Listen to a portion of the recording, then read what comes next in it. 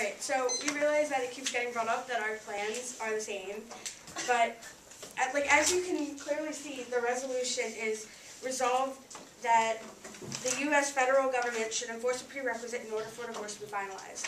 A prerequisite comes after the marriage when couples are thinking about divorce, not before. So their plan should have nothing to do with premarital. It should have to do with a prerequisite before they get a divorce. And it's basically completely supporting our argument.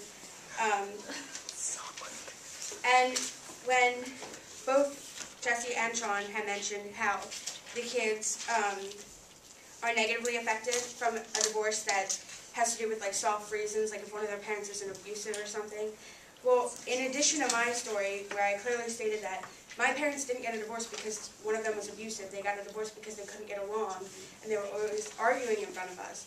So it made it a lot better. And in addition to just my story, Chad Muir, who was 17, who shared his story on YPress, he said it was a good decision for my parents to divorce. They threatened each other with it for 5 or 6 years.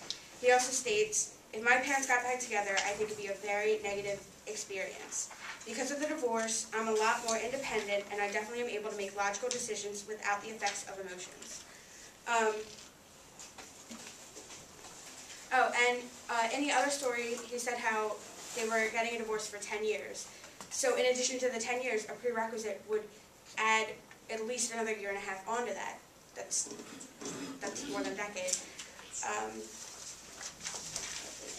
Right. So as you can see, we are not trying to say people should get married, so people should not get married so they won't end up in a divorce. We're just trying to make the point that if marriage was more respected and not just something done quickly, or if it was just a little harder to obtain, the divorce rate would be lower. However, if people really want to get a divorce, why should the government waste time and money to try to fix something that may be permanently broken? Forcing people to try to fix their relationship when they may not even want to is a waste of time and money and can have a negative effect on children. Don't force what should be divorced. Thank you, vote negative.